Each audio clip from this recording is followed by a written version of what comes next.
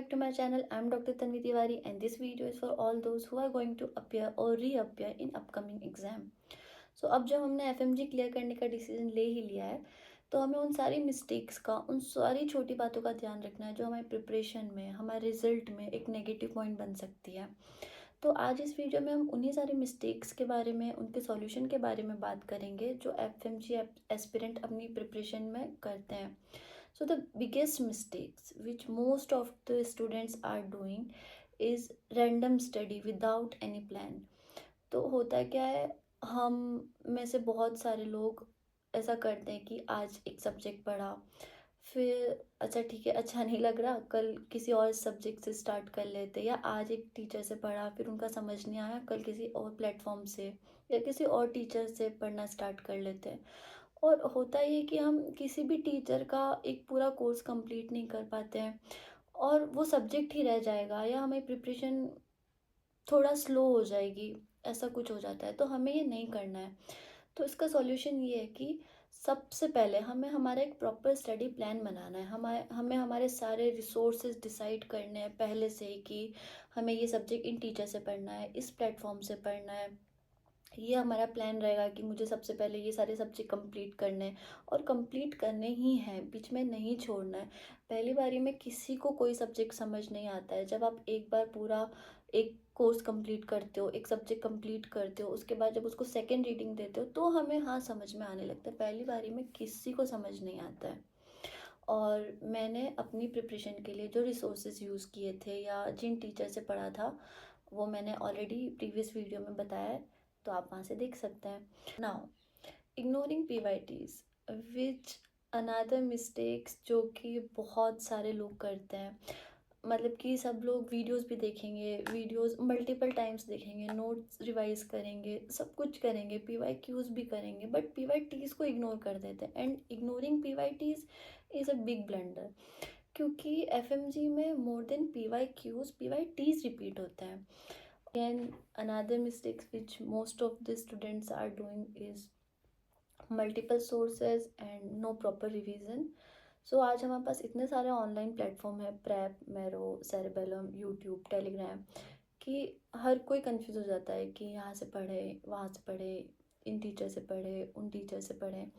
But trust me guys, every platform is good and every teacher is best. Now it's your part कि आपको decide करना है कि आप किसके साथ कंफर्टेबल है, आपको कौन से टीचर के कंसेप्ट ज़्यादा समझ में आ रहे हैं, किन से पढ़ने के बाद आपके क्वेश्चन सॉल्व हो रहे हैं, या फिर कौन से प्लेटफॉर्म का क्यू बैंक आपको बेटर लग रहा है अपने एनालिसिस के लिए कि हाँ आपकी प्रिपरेशन इस सब्जेक्ट की अच्छी है, आपका ये सब्जेक्ट वीक है, ये सब्जेक्ट स्ट्रॉन्ग है। तो ये सब आपको डिसाइड करना है। And again multiple revision is must. आपको मल्टीपल रिवीजन देने ही है अपने हर सब्जेक्ट को, अपनी हर वीडियो को, नोट्स को बार बार पढ़ना है, बार बार देखना है, एमसीक्यू सॉल्व करना है। Because again 5 books 1 time is better than 1 book 5 times. So yeah, choose your subjects, choose your resources and give them multiple revision. Next is MCQ practice. Again, MCQ practice is very important क्योंकि at the end हमारा जो exam है वो MCQ pattern का है। सिर्फ videos देखने से, नोट्स पढ़ने से, बार बार मल्टीपल रिवीजन करने से नहीं होगा, हमें MCQ प्रैक्टिस करनी ही पड़ेगी। और MCQ प्रैक्टिस से ही हमें पता चलता है कि कौन से टॉपिक से किस टाइप के क्वेश्चंस आएंगे या आ सकते हैं। जो भी है वो हमें MCQ से ही पता चलेगा कि हमारा कौन सा टॉपिक वीक रह गया है। हमें लगता है कि ओ हमने ये 3-4 बार कर लिया, अब तो स्ट्रॉन्ग हो ही गया होगा, लेकिन जब हम क्वेश्चन करते हैं तो उस टॉपिक से क्वेश्चन फिर से गलत हो जाते हैं। तो हमें प्रैक्टिस करनी है MCQs की। सो या 100 questions each day is must. और ये ऐसे भी हेल्पफुल रहेगा कि अभी हम हमारी तैयारी जैसे RR से कर रहे हैं तो बहुत सारी चीज़ें होती है जो RR में इंक्लूड नहीं होती है। तो जब हम इतने सारे क्वेश्चंस की प्रैक्टिस करेंगे तो बहुत सारी चीज़ें जो होंगी वो हमें और पता चलेगी और वो हमारा एक प्लस पॉइंट ही है। तो yes guys, again MCQ practice is must. 100 question each day आप अभी से स्टार्ट कीजिए। जब एग्ज़ाम आने में जैसे 1 महीना रह गया है या 15-20 दिन रह गए, तो आप अपने हिसाब से या तो उन्हें थोड़ा इंक्रीज़ कर सकते हैं कि हाँ 30-40 क्वेश्चन हमने और इंक्रीज़ कर दिया, बट अभी से 100 क्वेश्चन तो करने ही है रोज़ के। So yes, another thing is procrastination and over confidence. बहुत स्टूडेंट्स का होता है कि लास्ट के टाइम पे हम ज़्यादा मेहनत कर लेंगे, तब हम ज़्यादा टाइम दे देंगे, 10 घंटे 12 घंटे 15 घंटे जो भी होंगे, हम लास्ट के टाइम में 2-3 महीने जो भी होंगे हम तब कर लेंगे। बट ऐसा नहीं करना है, क्योंकि maybe it can work for many students, maybe some students की हाँ लास्ट के टाइम पे उन्होंने ज़्यादा पढ़ाई की, उन्होंने ज़्यादा हार्ड वर्क किया और उनका हो गया, उनके मार्क्स भी अच्छे आ गए। बट हमें ऐसा रिस्क क्यों लेना है? If we can start from today then why not?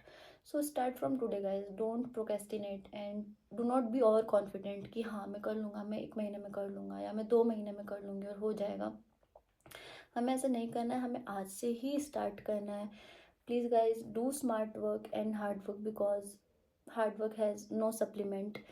And छोटे छोटे टारगेट बनाओ अपने, रोज़ का टारगेट बनाना है, उसे फॉलो करना है और उसे कंप्लीट करना है, एज सिंपल इज़ दैट। और कुछ नहीं करना है, बस अपना। सो हाँ, एंड में ये है कि अपना एक टाइम टेबल बनाओ, सब्जेक्ट चूज़ करो, टीचर चूज़ करो, वीडियोस देखो, एमसीक्यूज़ करो, रिपीट रिपीट एंड रिपीट, और इसका कोई सॉल्यूशन नहीं है। और हाँ, तो लास्ट में बस ये गाइस, यही कॉमन मिस्टेक्स थी जो बहुत सारे स्टूडेंट्स करते हैं और मैंने भी देखा है अपने साथ वालों को, जिसका रिज़ल्ट अच्छा नहीं था। तो हमें ये सब नहीं करना है। So at the end keep studying, keep going, all the best and bye, thank you for today.